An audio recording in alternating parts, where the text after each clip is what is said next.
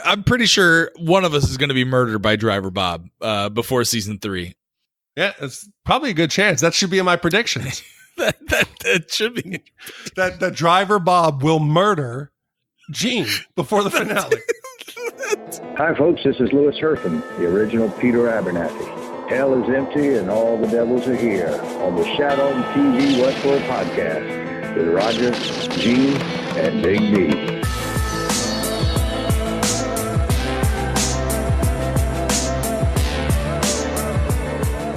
Welcome back to Shat on TV Westworld Edition, the unofficial podcast companion piece for the hit HBO television series Westworld. I'm one of your hosts, Roger Roper, and alongside me is Big D, Dick Ebert. Good evening. Gene Lyons and Carrie Gross can't join us. They're both traveling and working, so it's just going to be the two of us, and this is our deep dive edition where we look back on this week's episode of Westworld and provide our thoughts and analysis after we went back, reviewed the show for a second and third time, and we're going to dive into some of those big overarching plot points. Big D, after I left your house, and I just want to say how enjoyable it is when I get back to Florida and I'm able to see you and your beautiful wife and your wonderful daughter. I was driving to Tampa with just a big smile on my face, listening to our Ensacast because I really enjoyed our time together.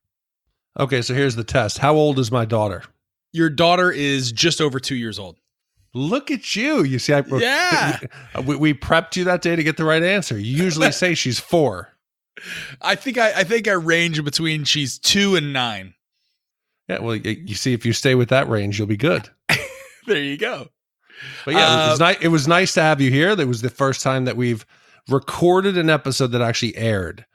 You mentioned that we'd done a Game of Thrones, like a preview cast, but I think it was such a mess that we never. No, we released it. We released it. I don't know. We definitely released it. Go to the Game of Thrones on Shat on TV. We do multiple podcasts. We do Taboo, Westworld, American Gods, and Game of Thrones. And if you go to the Game of Thrones on the Throne podcast, that podcast was definitely released. Well, this one was much better. And my wife said, it doesn't sound like you guys like have your faces right next to each other. I feel like that's how we should record from now on. We should just throw away all of our extra microphones and record like face to face, just lips to lips.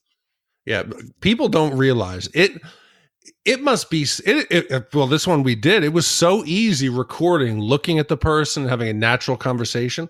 What we do makes things so much more difficult, having to like video conference in and you can't see people and the conversation flow gets screwed up. We make our lives so much more difficult than it has to be. Yeah, agreed. Well, speaking of making lives difficult, did you go back and rewatch the episode? If so, do you think it still held up based upon your opinion on the Instacast? Yeah, I think it definitely still held up, and I liked it even more. I find that as we get into the season and towards the end, where the mysteries kind of whittle down to, in the beginning, it's just wild speculation. What's going on? Why is Bernard on the beach? Timeframes. When you get towards the end, like this episode, there's less possibilities of the plot, where it can go. So you're almost forced to sit back and appreciate the show's performances, the sets, the special effects, the dialogue, and the performances on a whole that I normally think we just miss sometimes while we're jotting down notes, trying to figure out the mystery. So I liked it actually more than I did the first time. And as the season's gone on, I've liked the episodes more and more. Yeah, I couldn't agree more. I loved this episode. I think it was one of my favorites. I know there was some blowback. Some people didn't like it. We got some emails that will be on our website, shatontv.com, that said that they're still confused. This is too much like Lost. They're just, they're just introducing more questions, and this whole idea of whether or not he's a host, what Man in Black is a host, or if he's not, it seems to have been split the audience. But I like it. I like Westworld. This is why I watched the show, and this is an unpopular opinion. I liked it more than the Akecheta episode. I don't know how people can say it's like Lost. The issue I had with Lost is they just continued to ask questions and never answered any. The last episode answered half of the mysteries that were left unresolved from season 1 and the origin of the maze, the symbol. Ghost Nation's true intent. It was a great episode to fill in the hole. So for people to say that this is just question after question, what, you don't think next episode we're going to find out definitively if William is a host or not? They're not going to stretch out to episode 5 and William's going to be trapped in the bottom of like an underwater, base, or he's going to be talking to a submarine. It's not going to be like that. Well, I hope not. So we'll see. But if you've never listened to the podcast before, we do 3 episodes per week. We do an Instacast, which we record immediately after watching the show for the first time. That's released on Sunday nights.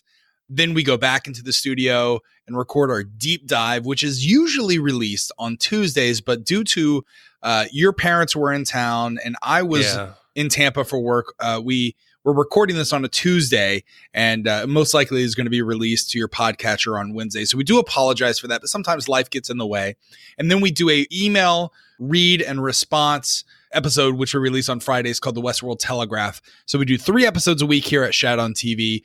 So thank you so much for listening. If you haven't already, hit that subscribe button and share with a friend. You can also check out our sister podcast, which, based on the response, and I think people are really looking forward to us firing that up again. We've got a couple episodes in the hopper that we're going to be releasing, but I can't wait to get back over there. You can check out all our prior episodes for Shat the Movies at shatthemovies.com.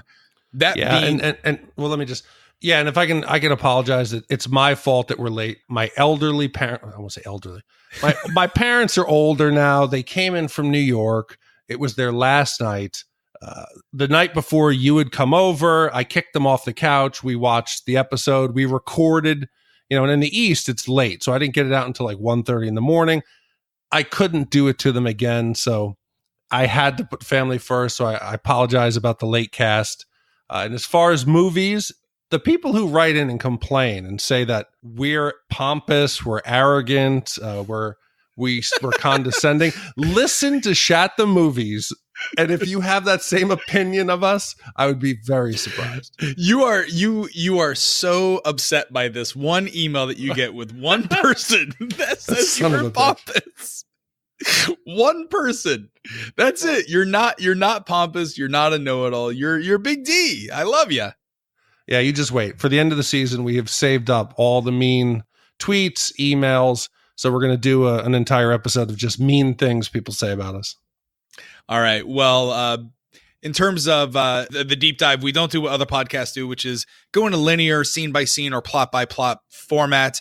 We look at big overarching ideas, things that we learned in the episode, and we dive really deep into kind of the meanings, kind of the meat behind what we saw on screen. So with that being said, Big D, what are some of the topics that we're going to be discussing tonight? So I think we're going to start off just briefly discussing the time frames, because there is some confusion and where this episode falls in the season 1 and season 2 narrative.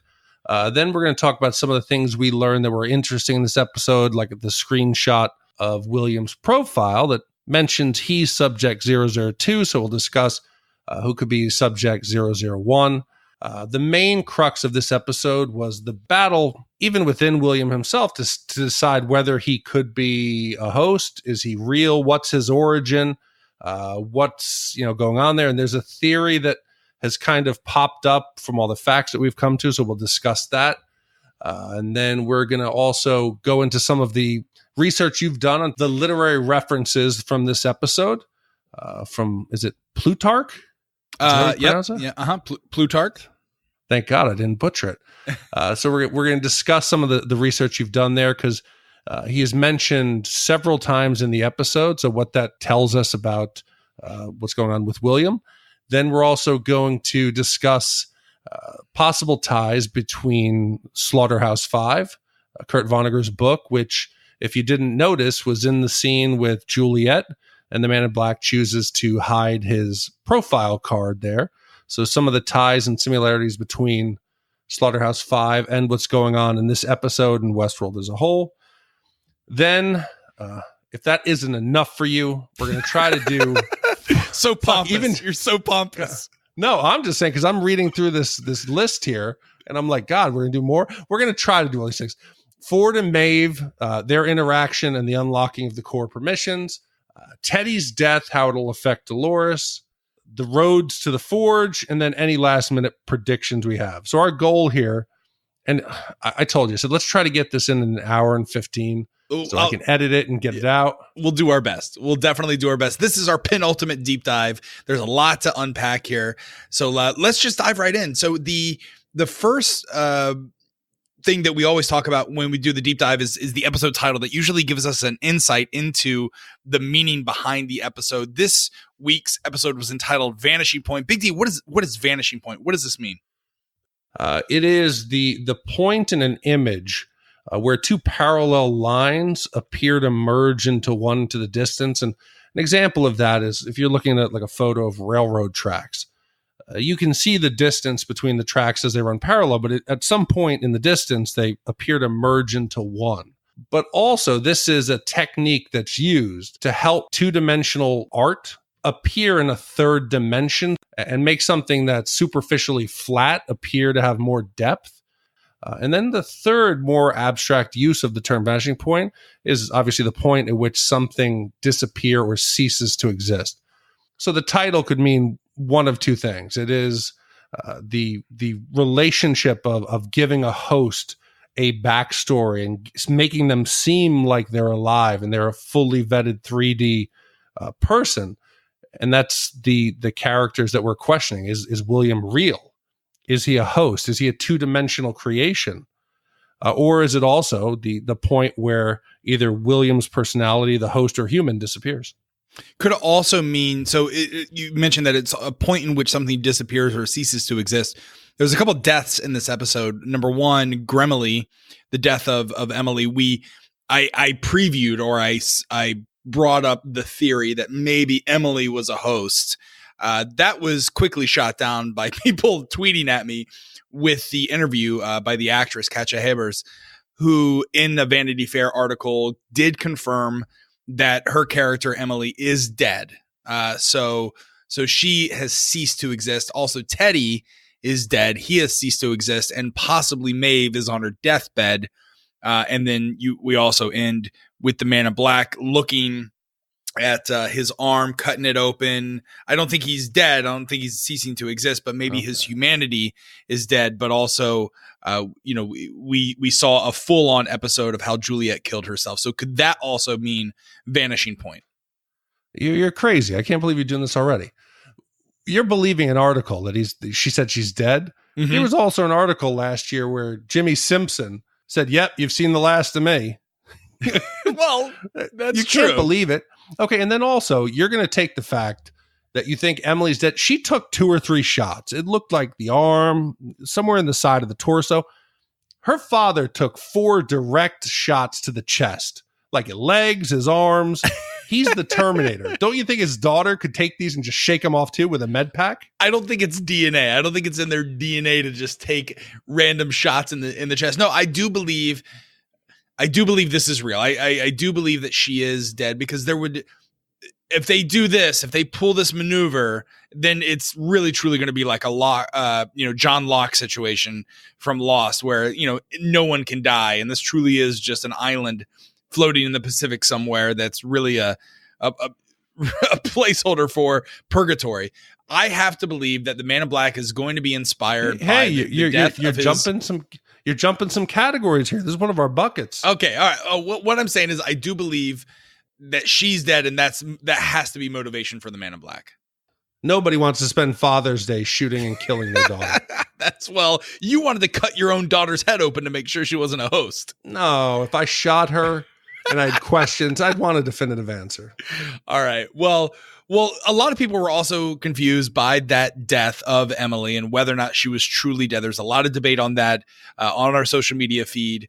But also the next thing was a lot of confusion. A lot of people wrote in to our email, hosts at Shat on TV, about the time frames, and they were very confused by this. So this is our first topic that we want to dive into, the time frames that we're looking at. To me, it's pretty simple. I think with the exception of the Man in Black time story, or backstory rather, most of this seems to take place approximately 7 days after the incident. Is that correct?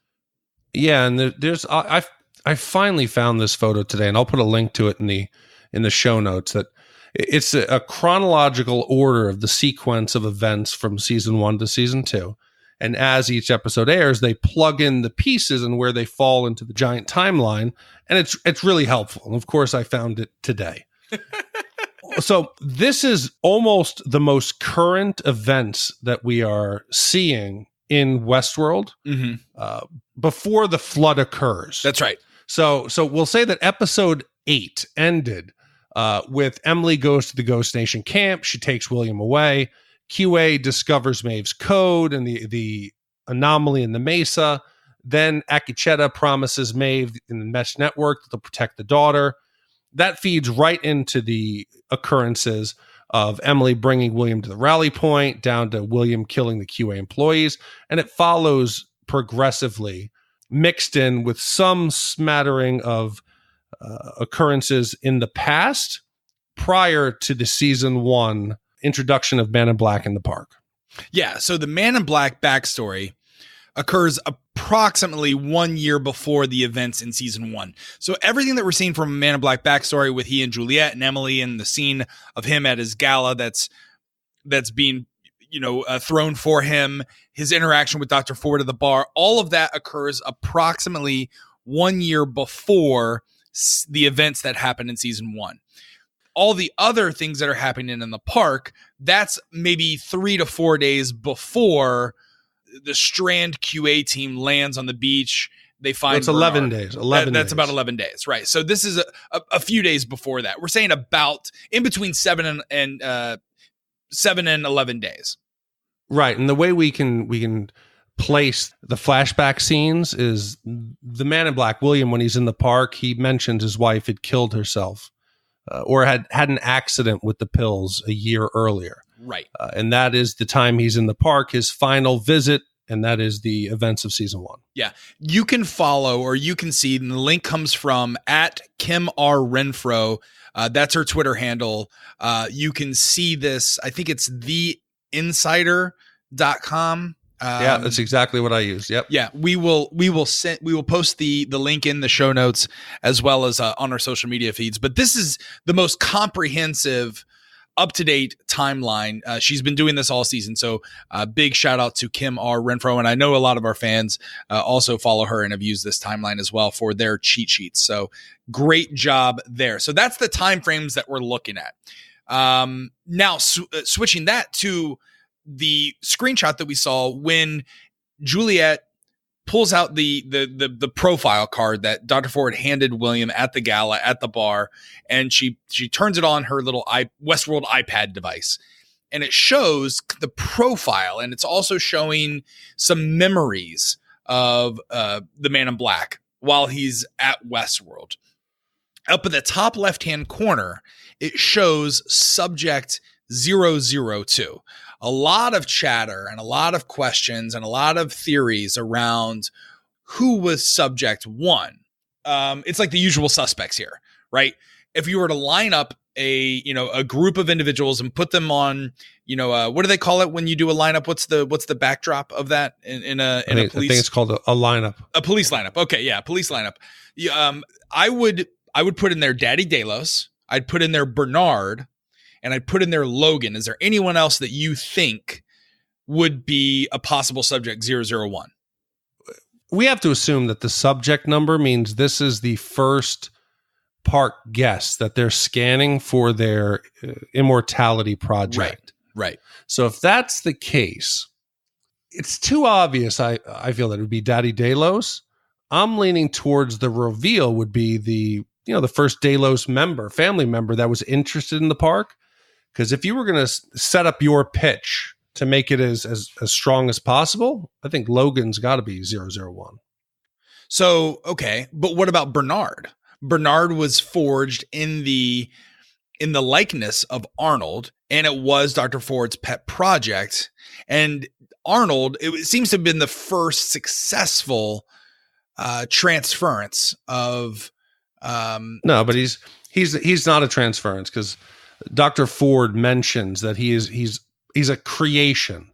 He was put together because there wasn't enough tracking of him to create a true copy. Okay. So they used Dolores's memories, and he's a patchwork. He's more of an artistic original creation than he is a true copy of Arnold. Okay, got it. So, but you think it's too convenient that it would be Daddy Delos, who we know, based upon previous episodes, was a subject that was highly studied down in William's secret basement bunker that also Ford knew of, as it mentioned in that conversation that he has with William at the bar. You think that's too convenient? You think it's going to be one of those, rug pulls that Westworld likes to do, where they make you think it's going to be one thing and then they misdirect it to another? Well, no, you don't start out when you're running some tests on the big kahuna. Daddy Delos was the big wig. You run a test on a small batch of people, your frequent visitors. And there was nobody more frequent than Logan, so he'd be your VIP, he'd be your 001. Okay. He'd been to the park a few times even before he brought William, so it would make sense that they were tracking him from the beginning, and that helped them shape their sales pitch to him later on. I like where you're going, and I think that would be neat, and I do think we're going to see Logan again before the end of the season. I wouldn't be surprised if he shows up in the season finale and it is Subject 001. I think that would be the whole reason that he would even show up again. But my money, I'm going to have to go for the obvious choice here. I think Daddy Delos is Subject 001, and there may be some credence to the theory that the William bot may contain pieces of Daddy Delos. I miss having you on. You just start putting like pieces together. I do. This is why I'm a fan favorite. Oh, now you're a fan. Oh my God. I don't know if I can handle you alone. We got to get Gene on the horn. I told you I'm human subject 47B. That's the category I fall into. You do. Well, while we're debating on who is Subject 001, I think the bigger question that the show posed to us is whether or not William is real or is he a host. Big D, you've got a lot of different theories and some explanations on what clues we can take in determining whether or not he's real or whether or not he's a host. Well, I don't think we can determine definitively whether he's human or host. We could probably do a 2-hour podcast just debating. You could take one side saying he's real. I could say he's a host. And it's a testament to the show that they've given enough plausible situations and information, and that either one at this point could be true. So the show is balancing that high wire act that I don't think any of us know. And I just started out by writing down, okay, what are some facts that we have that he's real, some that he's a host, and kind of went from there. But I mean, I think there's no definitive answer that anyone can come to. Are you all right? So before we dive into what is real, what is theory, if you had to predict Man in Black, human or host, what's your prediction? Well, I let me go through the list. Okay, here and I'll get that's you fair. And That's fair. Kind That's of how fair. I got you. Okay. So I said, let's come up with some things that we know that would point that at least at some point William was real. Okay. We know William fathered a child at some point, so we don't know that hosts have the ability to procreate. So that would say William was a human at some point. William passes the C6 scanner for the restraint ordinance in this episode. They clearly demonstrated that one of the QA responders to the flare that Emily sets up, he scans, says he's clear, but that doesn't necessarily mean he's real, because he could be a special type host. So that one goes in the bracket of real or host. And this final point is what dissuades me from believing that William is a host. They've already done it with having a human be revealed as a host. That twist was season 1 with Bernard.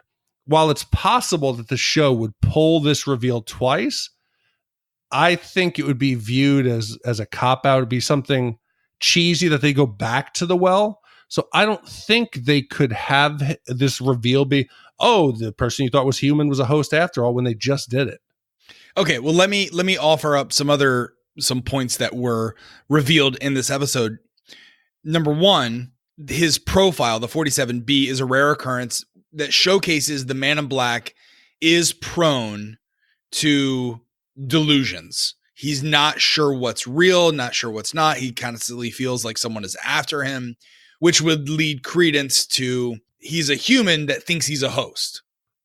Yeah, but I'll be honest with you. That's an assumption that William actually read the card. Because if we follow the timeline, William is given the card. His wife has the episode. She's dropping glasses at the banquet. He takes her home. We see her downstairs with him. Emily comes in. He goes upstairs, hides the card. He didn't have time to read it. So he doesn't know what was on the profile. Okay. And we also don't know that the profile is real. The profile could be the first steps in Ford's game to manipulate William. They're adversaries. You can clearly see that roll from their conversation in the bar, that there's no love lost. He could easily have provided a doctored profile knowing it was going to fuck with William's head. Okay, but then why would Emily supposedly has access to that card and most likely has read that profile. Right, She knows that he has these crazy tendencies, which is why in the interaction that she has with him, she's like, I'm pretending to be someone who cares about you. That's the truth. I'm pretending to be your daughter and that I have feelings for you, when in all actuality, I can't fucking stand you. And I'm here to, expose you for who you truly are. And he has the paranoid delusions of like, well, you were sent here. You must be a host. This is all part of Ford's game. I'm going to kill you. And if you believe the interview that Katja Ebers had with Vanity Fair, then she's really dead because she was a human. Well, that's again a testament to the show that both of these things are logically true. They make sense. I'm saying that he never even saw the card because it was hidden in the ballerina box. Then Emily got it. It makes sense that it's both. He could be getting set up by Ford or actually be paranoid. Yeah. It's artistic, but he's doubting it himself even before this episode. In all the flashbacks, even before Ford gave him the profile, William's sitting there looking at his arm. That's right. He's seemingly wondering if he's a host. And he even verbalizes it. Was it all in my head, or is this a remnants of a dream? He's wondering himself. Well, he's also looking at a server pass by, and it reminds him of Dolores. But think about this kind of place would fuck with your head like this. Think about like when you go to Vegas. Have you ever spent like an inordinate amount of time in Vegas and then have to come back to the real world? Like, what's the longest you've ever spent in Vegas? I only went to Vegas once. Okay. And it was only, I think, like 4 or 5 days. But yeah, I know exactly what you need. You need a detox. So I need to go to the Mesa Bar. That's right. You need to come back into the real world, because rules don't normally apply like they do in Vegas. It's like, imagine that with a place like Westworld where you spend. That's why they put limits on how long people can spend in this park, is because it fucks with your reality. And if you're someone like the Man in Black, you have psychological tendencies to fall into these type of delusions. And on top of that, you keep going back year over year over year and spending an inordinate amount of time in there, then you're going to start hallucinating. You're going to start questioning the nature of your reality. But if you actually do the math, the statistical anomaly that you're saying, what was the 0.0047? 0072. How many, titans of industry and people who get to that position aren't a bit narcissistic and paranoid? So you got to remember that this profile, it's like someone sending your spouse or your daughter a visual like history of your browser. Can you imagine what that would look like if somebody sent your girlfriend a profile of your browsing history with photos and videos? It's Amazon, Facebook, and then Reddit. Lots of Reddit. Yeah, really? Yeah. Is it? Yeah, but there's different subreddits I visit in Reddit that probably. Well, what's the most embarrassing thing that would be on your browsing profile? Oh, geez.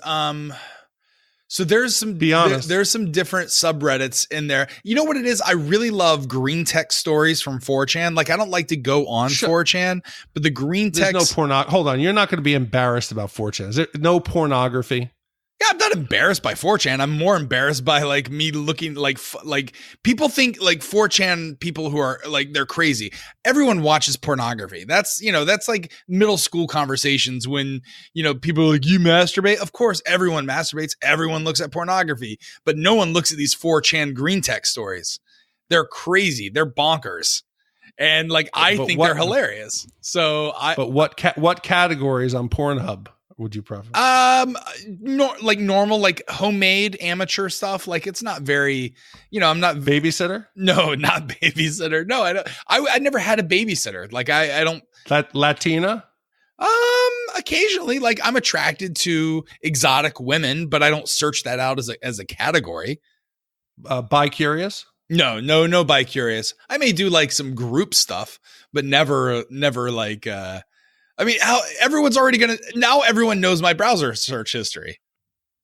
So on top of Juliet now questioning why she was in this marriage and who this man is, she's even having some lines that either the writers are trying to really pile on the fact that he is a host.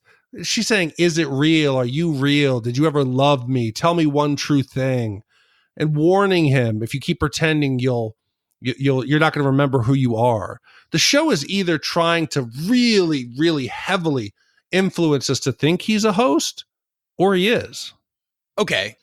But then he says something else also that leads credence to what you think. If you subscribe to the belief that William is a host, the confession that he makes when the show starts off, the narration that Ed Harris is doing, overlaying the introduction of the episode, when he says, no one else sees it, this thing in me, I didn't even see it at first. Then one day there it was, or it was there, the stain invisible to everyone except you.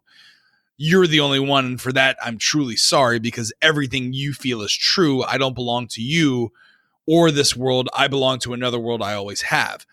Does that mean, number one, that the stain is just this darkness in this man, that the darkness was always there, and he's trying to live in a world that sees him as almost a Marxist, in the fact that he's so charitable, and he's, even though he's a very rich man, he has all this benevolence to him, at least from an outward facade. But yet truly this inside darkness, the stain on him, is this character when he goes into Westworld, into this fantasy world, that he can truly live this life. Is that the stain? Or do you think it's, well, I look, there it is, and I'm talking to the audience. This is me giving you clues that I'm truly a host. Well, I mean, the darkness could be either he's actually sick, that his profile's correct, and he's delusional and paranoid, and that darkness is the seeds of mental illness, or it's the seeds of, like a host when they wake up and it's the first thing they remember. They don't know what happened before. They slept for a long time, Dolores mentions. So it's either one of those. And I found myself, as these scenes went on, less interested in, is William a host or real, and more the subtext of, we are a collection of our decisions. The world sees him as a philanthropist, a good guy. And for all intents and purposes, he does all the right things. He's faithful. He doesn't cheat. He donates. He uses his wealth for charity. And then inside who he is, if he goes into the park and he does horrible things to robots, does that just take away all the good he's done? I mean, it's the example that we just gave about going to Vegas for more than 5 days. Are you a good person if you spend, 12, 14 days doing nothing but degenerate drinking, gambling, and going to strip clubs? Does that make you a good person when you escape that? Like, can you turn that off? Or is this something, or are you constantly searching for that vice, that adrenaline that you get, that addiction from living a life that is vastly different from what you do the majority of your time, 11 months out of the year? Well, I find it hard to believe that he was able to fake 90% of his life and be a good guy, and that 1 month in the park was real and he was shedding his skin. We would have had to have seen some cracks in the facade in the real world that I don't know that we've seen yet. But the show, they're walking that tightrope, and it could be either way. And I started taking what we're discussing here as the pros and cons of host or real, and came up with a theory that could explain where we're going. And then at the end, I talked myself out of it and thought, no, I don't like this, but I'm going to say this is where we could be going. Okay. So let's say that we know that the title of the season is The Door, right? And in the opening episode of the season, we learn that Ford has finally coded a game designed for William, right? Mm-hmm. So what if The Door involves William needing to confront the revelation that he's a host? I think that makes the most sense in the event that he's a host. Then it's all a big Turing test for him to discover that fact. Yeah, I don't think it's a Turing test. I think, remember, Ford and William, they have this adversarial role. And there would be nothing to delight Ford more than to stick it to William that he succeeded where William failed with the James Delos host, that the game, The Door, is actually a slow progression. He's easing host robot into the realization that he is a host. So each step of the way, you think the journey he's taken. It starts off when he's in town with Lawrence and his wife. And Lawrence reminds him of the cornerstone of his wife's death. And he's slowly having these revelations as the season went on that it could be Ford is easing him in. The game is a slow progression to try to stop the cognitive plateau from causing him to crash. Yeah, I mean, I like it. I mean, it would make sense, this giant test, this realization. But then what happened to William? What happened to the Man in Black? It could be that he was replaced at any point. Gene and I had discussed the possible point that he was taken over was that he was really shot by Teddy before the end of season 1, or that he was actually shot and killed or taken hostage by the host at a cold storage at the Gala uprising. But either one would make sense. And by at the end, I came to myself and I was like, okay, if this is a big game, like season 1 was The Maze, and it was about Dolores's awakening, and then maybe season 2 is The Door, and it's about the Man in Black coming to that revelation. At the end, I said that would be lame because if William turns out to be a host, I just think everyone would feel manipulated. It would feel cheap. It would, like you said earlier, it would take away all the gravity and the weight of the realization that he had killed his daughter. So I got to believe in the end that they're laying all the groundwork to make us think that he's a host, when in the end, he's going to be a human, and he's going to realize that what he is, as despicable as he is, that's truly who he is. There's no one else manipulating him. He's a culmination of all of his bad choices. So one of the other clues that was left in one of the episodes, when Lawrence's host daughter says to him, if you're looking forward, you're looking in the wrong direction. So obviously the right direction is backwards. Perhaps William is on a path of discovering his own death, which happened sometime in the not too distant past. In that same episode, remember, he's having flashbacks of, we assume, Juliet's death because of the bathtub and because of the water. Now, there's a theory floating around on Twitter, and there are side-by-side comparisons of that memory to what we see in this episode. It's called the bathtub theory. The bathtub theory presents an alternative timeline that William died, that it's actually William who committed suicide. You laughed at me on the Instacast, and when I was in person, I said, this is the reveal. This is when they're going to show that William is the one who actually died, not Juliet, and that memory of Juliet was just implanted as a cornerstone by Ford. Here it comes, and you laughed at me, but I am not alone in this theory. So if William's death is where it really began, I believe that it's not that he died at the second incident at Escalante, which was the end of season 1. I believe that what we've seen in season 1, if it truly is a host, then what we've seen in season 1 was a host all along, and William probably died approximately a year before the final entry into the park, and he actually killed himself in the bathtub. Yes, if he's a host. Yes, I did laugh at you. and yes, I mean, it's plausible and it would fit within the information we've been given. But I think it would be cheap. I agree. I don't think it would make sense. And I'm really go back to Ford has been fucking with him this entire time. And the two bits that stood out for me on who's telling the truth and who's lying was William asks Emily, said, how'd you find me? You could go in the park for months and not find anybody. And Emily says, oh, I looked everywhere. I just, I just looked everywhere and I found you. That's a bold-faced lie. She knew exactly where he was.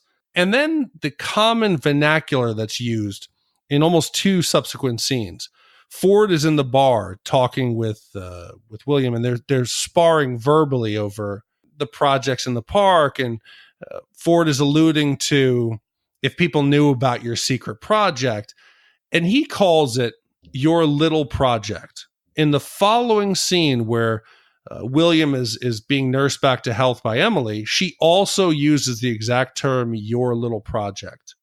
The common vernacular and common phrasing led me to believe that Ford is conjuring this entire situation to have the man in black be driven to the door that we'll see at the end, which is the forge, that he needs William there to somehow access something, or William will play a part in Ford's overall plot, but he needs him there alive to perform at least one last act. Yeah. So I know that Katja Evers is on record by saying Emily was real and she's dead, blah, blah, blah.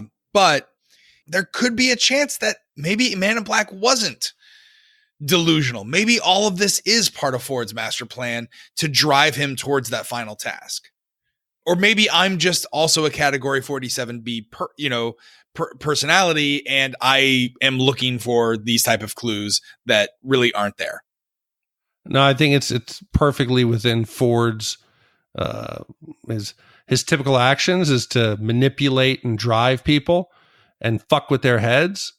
And it would be brutal if you convince someone that they were paranoid and psychotic. How do you undo that? They'll always question it.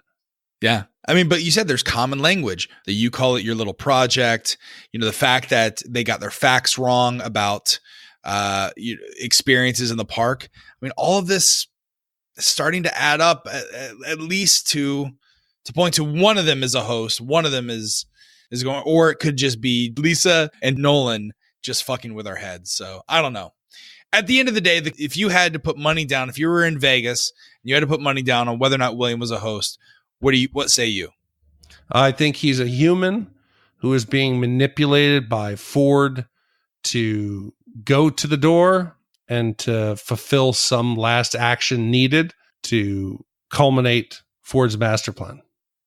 I tend to agree with you only strictly because I don't want them to try and do a Bernard misdirection here where he's a host as well. If everyone's a fucking host, then then it's really going to lose its impact, the gravity of the show. So I believe that Emily is real. She was killed by a human, William. But I've been wrong before, so we'll see. That leads us to our next topic, the literary references in the episode. There were 4 major literary references in this particular episode. The first one related to Plutarch. So in the beginning of the episode, William is with Juliet at a charity function that was thrown by Emily, where he's obviously supporting or bringing a lot of other rich individuals in to give money. The William says to the guy, there's no more, essentially the phrase is there's no more worlds to conquer. This statement is portrayed as a quotation from a 1927 Reader's Digest article. It probably derives traditions about Alexander the Great lamenting his father Philip's victories, that there would be no more conquests left for him, or that his conquests in Egypt and Asia, there were no worlds left to conquer. Some of the oldest accounts of this are quoted by John Calvin that state, on hearing that there were no other worlds, he wept that he had not yet conquered one. Although most believe that this actually originates from Plutarch's essay on the tranquility of mind. Part of the essay is Moralia. Alexander wept when he heard Anaxagoras discourse about an infinite number of worlds. And when his friends inquired about what ailed him, he said, it's not worthy of tears that when the number of worlds is infinite, we have not yet become lords of a single one. Plutarchus was a Greek biographer and essayist. His best known work is called, get this, Parallel Lives, which is a series of biographies of famous Greeks and Romans arranged in pairs to illuminate their common moral virtues and vices. So if you relate that back to Westworld, I think it really fits in nicely, and I think it's very deliberate that they would pull a quote from Plutarch. Yeah, and I think there's some great subtext there that William, as successful as he is, everyone in the room is there to admire what he's accomplished. He never escapes the fact that he was that simple, uneducated, lower class, poor member, that even today he's extremely rich, but nobody lets him forget his humble roots. Juliet then comes up and says, I would rather excel in the knowledge of what is excellent than in the extent of my power and possessions. That's also a quote from Plutarch. So if I were to read into this, I think it's Man in Black's quote about conquering worlds. I believe it was his quest to create a world that he could live in. He's already at the apex in the natural life, and he feels the need to go and create this additional world that will lead to immortality. That's what he's searching towards. Meanwhile, Ford is the quote that Juliet says. Ford personally would rather excel in the extent of what he's created than power and possessions. I think that kind of tees up the dichotomy of and sets up for what we see in the episode, this battle between the Man in Black and Ford. They're adversaries going at each other. And I think that these two quotes by Plutarch kind of set that up perfectly. That's what I took away from it. Well, I took away from it. I can understand why Juliet drinks so much. If I had to attend these banquets and hear people drone on about Plutarchus, I'd be wanting to drink as well. First of all, it's Plutarch. It's Plutarch. Isn't he the dog in Disney? He might be. That's Pluto. But there's also a reference that Ford quotes. It's from it's either Plotinus or Plotinus. Plotinus was a major Greek-speaking philosopher of the ancient world. In his philosophy, there are three principles. There's the one, there's the intellect, and there's the soul. The quote is when Ford is talking to Maeve. He says, mankind is poised midway between the gods and the beast. Clearly, we have fallen since then. Now, this can mean a lot of things. Based on mythologies or even just the Bible, mankind resides on earth, which is the midpoint between heaven and hell. But morally, it can also be talking about how we're always on the brink of choosing to do or be good or evil. And all of us in ourselves have some kind of basic instinct or urges, such instincts to kill or destroy one another. But we also have the capabilities of doing great things that are perhaps godlike.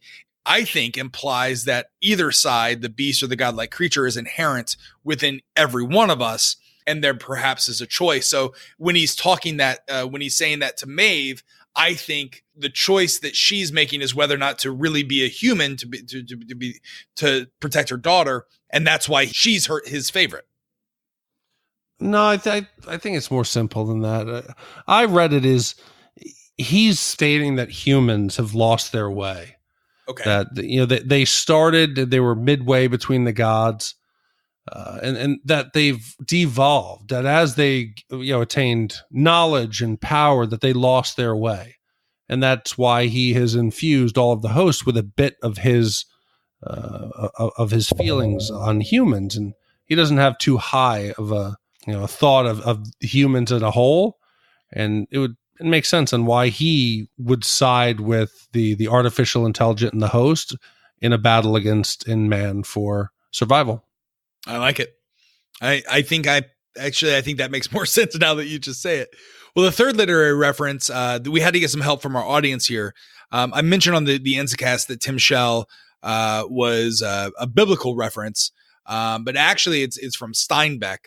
And one of our fans wrote in, this comes from IC Spots. He writes in, he says, I think the writers are most likely referencing Steinbeck's use of Tim Shell as a major theme in East of Eden, Adam, the father of Cal and Aaron, or Cain and Abel, in the book, uses the meaning of Tim Shell to help the rebellious Cal see that he is not destined to choose an evil path, but has free will to choose goodness. So Icy Spots believes that Ford is trying to help Bernard see that he has free will and can choose his own path and is not destined to follow a programmed future. But could this also be a reference to what Ford is doing to Man in Black? Yeah, well, William questions that. He's saying, do I have control over the choices I make, right up to the end where he's going to shoot himself? So he decides at the end that he's going to at least wait and check out to see, get an answer. Does he have a port in his arm? So he has the free will. He isn't necessarily a victim of circumstance, that he is responsible through the choices he's made, and he's going to make one last choice. Yeah. Well, the last literary reference that I want to discuss here is the Slaughterhouse-5. So we do see Man in Black hide the card, the memory card, his profile card in that book, Slaughterhouse-5. And I did not catch this upon first viewing, but based upon all the great emails that we received, as well as going back and rewatching it, you do see he pulls out that book and stuffs it in there. This comes from Ashley in Houston. I have not read Slaughterhouse-5. Did you ever read Slaughterhouse-5? It's a Vonnegut book, Kurt Vonnegut. Yes, I did read it in high school. I think I need a refresher course on it. Okay. But yeah, I think that this was right up there with Catcher in the Rye. This was required high school reading. I read like Animal Farm. I think I read Animal Farm. I don't believe I read Slaughterhouse-5, but I know that probably Gene definitely did. And the story of Slaughterhouse-5 is told in a non-linear order, and the events become clear through flashbacks or time travel experiences from an unreliable narrator. And this describes the stories of Billy Pilgrim, who he believes was held in an alien zoo and has experienced time travel. Now, does this sound familiar, Big D? All of Billy and unreliable narrator and non-linear order of a story, that's told in flashbacks? Yeah, I think if you're going to hide somebody's personal profile in a book, this is the book you would use. This is the book that you would use. Well, Ashley in Houston goes on to write in. She says that this does to her sound so much like Westworld. She could literally write a dissertation on this, but she laid out some connections between this episode and the Man in Black's backstory and what is included in Slaughterhouse-5. So here are her points that Ashley lays out. Number one, Juliet makes a big change in addressing William in this episode. He's not the Man in Black. He's not William. He's Billy. I think this is a direct reference to the book and a big red flag to those of what's watching to link the book's plot with what we're seeing on screen. The book begins with one of the most famous quotes in literature. All this happened, more or less.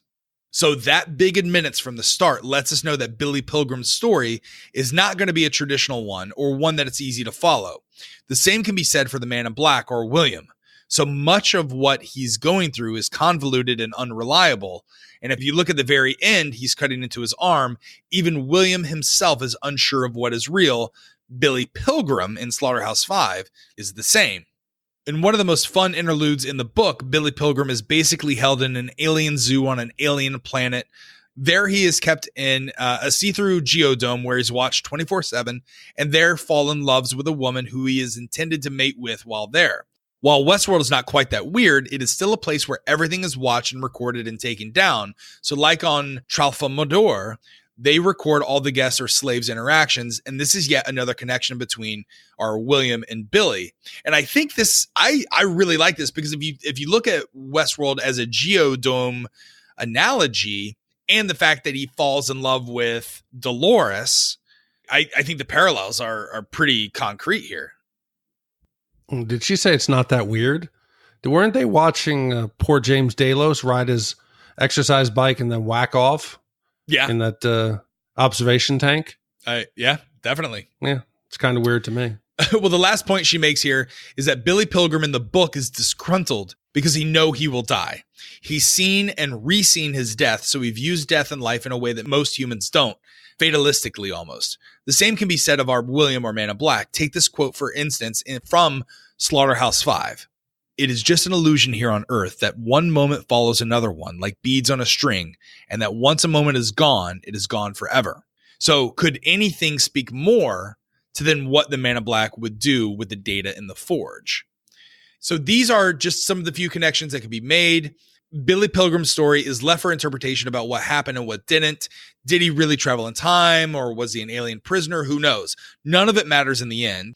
What does matter is the journey and what Billy himself found to be real. That's where the book's amazing line, "Everything was beautiful and nothing hurt," comes from. It's about accepting what's occurred and accepting the not knowing.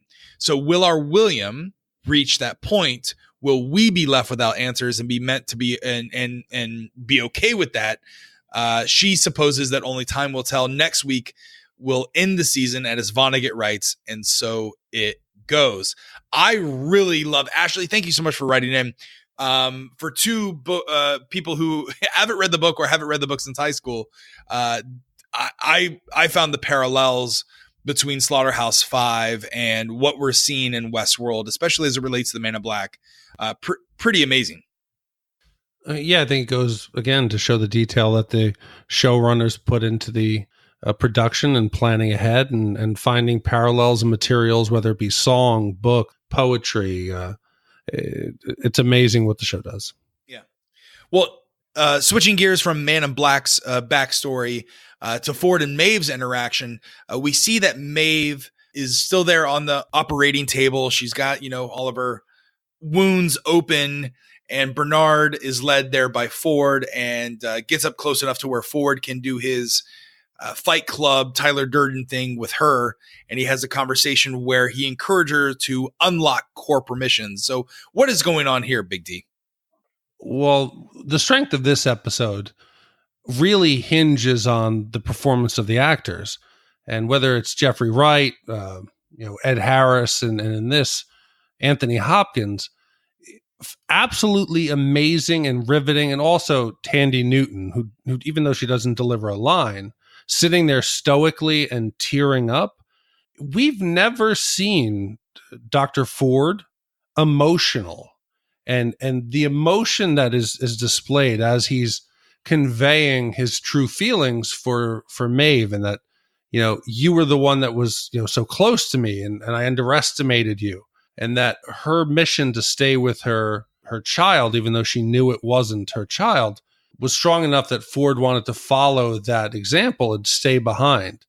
And when he's communicating with her, trying to essentially, pick her up, saying, "Don't give up. Your story shouldn't end here. It should continue on." If you look at the tablet, you see an unlocking of core permissions. Do you think that means, because Maeve, we were led to believe she almost has full admin privileges, right? That she has access to the systems that not even the human employees have, or the QA. Do you believe that this unlocked core permission is a new set of powers, or could it have been Ford injecting himself into Maeve? I think it's probably the latter. I do believe that when he kisses her forehead, he's basically giving her his powers, which is unlocking all the core permissions. Like, he's enhancing her ability. That monologue that he has, "You are my favorite. I injected a lot of, myself and my beliefs into you." That's his gift that he's providing to her. Because Bernard later on, when he's fighting with Ford in that, in the buggy, when they're out in the field, when he says, "Get out of my head," whatever he says to him. That was a little cringeworthy. Jeffrey Wright's a fantastic actor, and I've loved his portrayal, but that was a little, I was like, "Get out of my head." I like that. But he seems to delete, Ford from his head. Yeah. And I find it hard to believe that you could delete that entire second personality and that Ford with a couple drags and clicks. So you're going with me here, that you think that maybe there's a new Ford Maeve combo? I think Ford allowed Bernard to delete him. But he would only do that if he had already transferred correct himself or a part of himself. So yeah. What are we going to call that new Maeve Ford combo? Oh gosh, I don't know. I don't think they're Maeved. I don't know. I have no idea. Maeve. How about Fave? Fave is good. Hi, Fave. No, I think Unlock my core permissions. I think that Ford can still. I think he's still in the system, right? He's still, floating from host to host. I don't believe that he's totally done. No, I got to believe that he's now attached to her, and that's a deadly combo. If you have Ford with his knowledge of the park's past and history and all of the secrets, if you combine that with Maeve's abilities right now, and the two of them together would be a great pairing. And you got to remember also, what's the season finale called? The Passenger. Ooh, so you think the passenger is Ford? Oh, you think he's a passenger right now? Definitely. And if he could if he can get Maeve up off the gurney, get her fired up. Yeah. We have a reckoning coming in the finale. And also, we debated on the Instacast how long it's going to be. It's going to be 90 minutes. It's going to be 90 minutes. 90 minutes. We got our time. I'm looking forward to it. Well, you talk about that reckoning coming. There was a reckoning that Teddy had with Dolores at the end of the episode. How do you believe that Teddy's death will affect Dolores moving forward? So we were upset, a couple of weeks ago when we finally had to say goodbye to Lewis Hertham, Peter Abernathy. We almost glossed over the Instacast, the loss of a beloved character. Teddy's been with us since the beginning. That's right. James Marsden.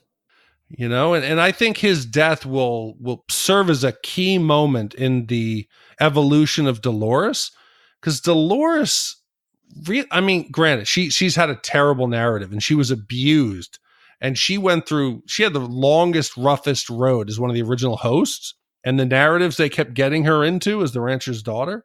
But I don't know that anything will ever hit her as hard as the loss of her true love in this episode. I think what the episode showed is he was built to love Dolores, and then once Dolores changed him, he couldn't take it anymore. It wasn't who he was. But I also wonder if that had something to do with his interaction that he had with the Ghost Nation warrior that he let go. When Terminator Teddy goes to shoot him, the warrior looks back at him and kind of stares at him, and Teddy, his hand shakes and he can't shoot him.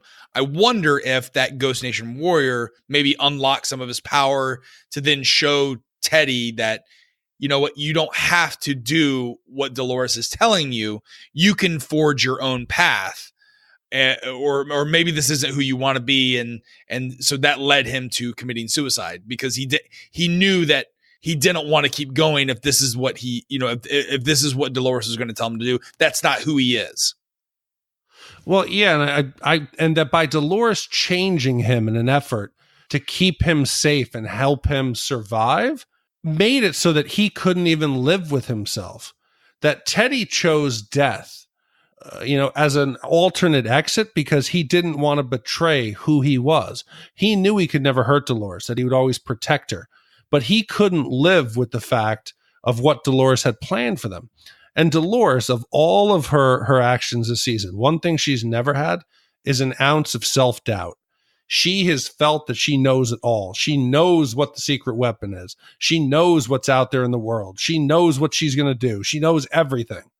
But when it comes down to it, she couldn't have seen this coming. Her actions led to the death of the only character who would give his life up for her.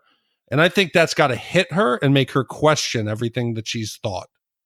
Yeah, it's going to be interesting to see how this will serve her in the season finale. We know, based upon what we saw in episode 1, Teddy is floating. He's in the water somehow. So the flood has got to come somewhere over where they are right now, right? Yeah, and I think that explains why he's in that final scene. But I got to ask you this. We've noticed that pain and suffering is key to any character's true self-awakening. Right. And we've also questioned whether Dolores was simply following a narrative, that she fluctuated between Dolores and Wyatt, Dolores and Wyatt. The sound effect that they used during her final performance, and both James Marsden and Evan Rachel Wood, amazing, that they convey the torture. She breaks down, goes down her knees, and there's this woo, woo, whoa, whoa, like this noise that I felt she was having a psychotic break. And I wouldn't be surprised if she comes into the finale with a slightly different mindset and maybe that split personality that we've seen before. There might be a true Dolores. This might be Dolores's moment of awakening. Yeah. No, I like that idea. And I think that will set up nicely for a season finale. What is let's just go over quick. What are your predictions for the finale? Something that you're expecting to see, something surprising. What do you think we're going to get next week? I think that we're going to see a team up of Man in Black and Dolores. One last time, they're going to go out for one final ride. I think that we're going to see how the park operates more. I think we're going to see some Charlotte Hale reveals. I think we're going to get a heavy dose of what's in the Forge, and there's going to be some characters in the Forge that are going to be surprises to the audience. I think Logan is probably hanging out there in the Forge with his father, Daddy Delos. I think that's going to happen, and maybe even Arnold. So I think we're going to have some surprises there. It's going to be interesting with how they do the virtual world. I think that's going to be probably the biggest. That's going to be the most fun that I'm looking forward to. That's my prediction. So your prediction is a lot of Letterbox? Lot of Letterbox. Looking forward to it. I've already set up my TV for that. Okay, so I have two things. I think we're going to get an unmasking of Dolores's horde, at least some of the members, and we're going to find out that some of the horde are characters we've already seen before. Now, I don't know who it is, but there's a reason these guys are covering their face. So it'd be interesting if they demask and we see, oh God, that is another version of Peter Abernathy. Another Peter Abernathy. Yeah. Yeah, that is somebody else. There's a reason they're covering their face. I hope we see that. And secondly, where this episode ends, if William is a human, he'll have to come to the realization and the loss that he just shot his daughter. Dolores' realization that she doesn't know it all, that all of her predictions and her confidence are for naught, they're not real, that the two of them who spent so much of season one together could, unite behind their great loss and team up for a common goal and work together to try to destroy the park. That'd be interesting. Maybe that's his redemption arc. Yep. Blowing shit up. Well, is there anything else we want to talk about before we close up shop here and get ready for our Telegraph, which we release on Friday? No, I think that's it. Well, if you have any ideas, thoughts, or omissions that we may have missed that you want to discuss, please send in your emails to hosts@shatontv.com. We take all the best, juiciest, meatiest parts of our fan emails. We read them. We respond to them on the Telegraph. You can also send us a voicemail, 914-719-SHAT, 914-719-SHAT, the best voicemails of the week. We'll also play them and respond to them. But if your email is not read or not read in its entirety, you can go to our website, shatontv.com, click on the Westworld Telegraph. There you'll see all the great emails that we received throughout the entire season in their entirety. There's comment section where you can join the conversation. You can be part of our little Shat community that we have here. So make sure you check that out. And how does Big D like those voicemails? Oh, you love those voicemails. No, how do I love them? What do I love? I don't know. I love them. Yes, you haven't been listening. I love them short. Keep them short. Keep them short. Short and to the point. That's how Big D likes it. It's like, come on, didn't you listen to Driver Bob? I'm going to keep it short and sweet like Big D likes it. I'm pretty sure one of us is going to be murdered by Driver Bob before season 3 of Westworld. Yeah, it's probably a good chance. That should be in my predictions. that should be. that Driver Bob will murder Gene before the finale. Much to the delight of our YouTube commenters. Well, that does it for this week's episode of Westworld. Be sure to follow us everywhere you get your fine podcast and share with a friend. It's how we help the podcast grow. You can check it out on iTunes, Google Play, Stitcher, iHeartRadio, Spotify, everywhere, basically. And if you're on any of those, please be sure to leave a 5-star review. That also helps the podcast get mentioned. We've got a couple sponsors lined up that we're looking forward to. But if you want to Venmo us or PayPal us, we got a couple links here in the show notes. You don't have to, but it really helps help us buy new equipment. We got a new mixer for Big D. We've got hosting costs for our website and our podcast that we have to buy new storage, and when we inevitably fuck up our sound, we have to run it through Audacity a couple times, and that costs money. So anything that you can put in, that'd be great. We're not making money off of it. We have real jobs that we do that for. So thank you so much for everyone who's donated. You're amazing, and we love you. Also check us out on social media. Our Twitter, Snapchat, and Instagram is @Shat on TV. You can also find us on Facebook. Just search for Shat on TV podcast. Our website, once again, is shatontv.com. Our email, hosts@shatontv.com. Be sure to check out our sister podcast, Shat the Movies, where we review 80s and 90s movies that you vote on. All of the information is at shatthemovies.com. On behalf of my co-hosts, Big D, Dick Ebert, Gene Lyons, and Carrie Gross, I'm Roger Roper. Be sure to join us Friday for our penultimate Westworld Telegraph of Season 2. Thank you so much for listening. Take care. Good night, and we'll see you next time at the Mesa Bar.